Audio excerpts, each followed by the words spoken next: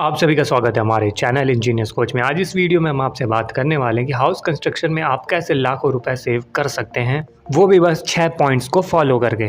ये सारी चीज़ें हम आपसे शेयर करने वाले हैं अपने एक्सपीरियंस के बेसिस पे। जो पॉइंट्स हम बताने जा रहे हैं उससे ना ही आपके घर के स्ट्रेंथ पे इफेक्ट पड़ने वाला है, मीन्स घर भी मजबूत रहेगा और खूबसूरत भी रहेगा।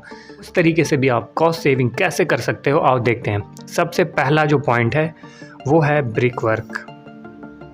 पहले के टाइम पे जो घर बनता था वो लोड बियरिंग स्ट्रक्चर होता था। लोड बियरिंग क्या होता है? जिसमें बीम कॉलम नहीं होता है, स्लैब का सारा लोड डायरेक्ट दीवारों पर आता है, जो कि 9 इंच की दीवार होती थी। लेकिन प्रेजेंट टाइम में जो भी हम कंस्ट्रक्शन कराते हैं वो फ्रेम स्ट्रक्चर होता है। उसमें आपका बीम होता है, कॉलम होता है, उसके ऊपर स्लैब पड़ता है।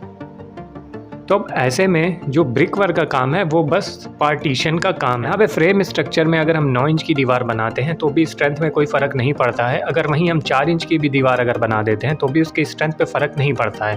तो यहाँ पे जो भी दीवारें होंगी वो हम 4 इंच का बनाएंगे। अगर मान लेते हैं हमारा कंस्ट्रक्शन 1000 स्क्वायर फीट का है, तो ऐसे में अगर हम पूरी दीवारें 4 इंच की बनाते हैं तो ऐसे में हम 1 लाख रुपए तक सेव कर सकते हैं।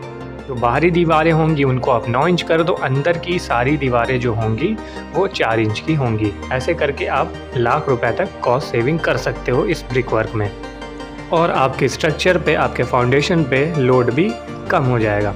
अब बात करते हैं सीलिंग प्लास्टर की। कैसे हम सीलिंग प्लास्टर में कॉस्ट सेविंग कर सकते हैं। अब यहाँ पे हमें क्या काम करना होगा?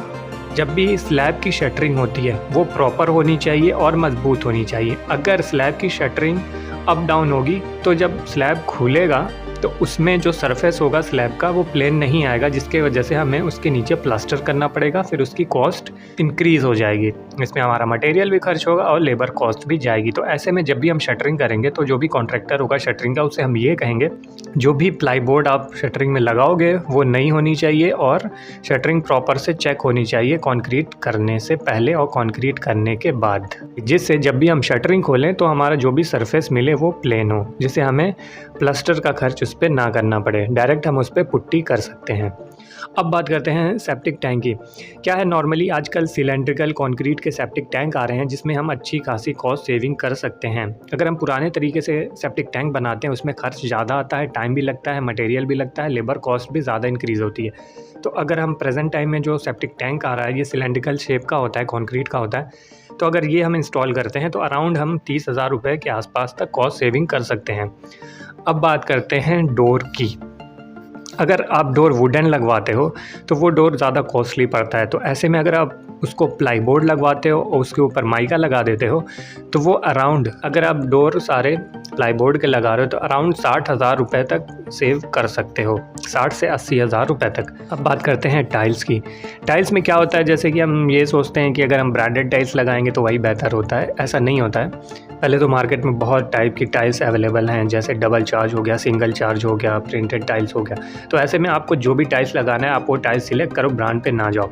अगर आप टाइल फिक्सिंग अच्छे लेबर से कराते हो तो वो टाइल्स काफ़ी मजबूत सेट हो जाती है। तो ऐसे में यहाँ पे हम 20 से 30,000 तक टाइल्स में भी सेव कर सकते हैं। ब्रांडेड टाइल्स में क्या होता है, वो अपने एडवर्टीजमेंट का पैसा आपसे लेते हैं, बाकी टाइल्स वही सेम होती है, ज़्यादा क्वालिटी पे कोई फ़र्क नहीं आता है उसमें। अब बात करते हैं फ्रंट एलिवेशन की। फ्रंट एलिवेशन में क्या है, फ्रंट एलिवेशन आप जितना ही सिंपल रखोगे उतना ही आप कॉस्ट सेविंग कर सकते हो। फ्रंट एलिवेशन जितना ही कॉम्प्लिकेटेड रखोगे उतना ही उसमें कॉस्ट इंक्रीज़ होता जाएगा। मान लो मटेरियल तो उतना ही लगना है लेकिन उसमें लेबर कॉस्ट बहुत चला जाता है। तो ऐसे में आप फ्रंट एलिवेशन जितना सिंपल रखोगे उतना कॉस्ट सेविंग इसमें कर सकते हो।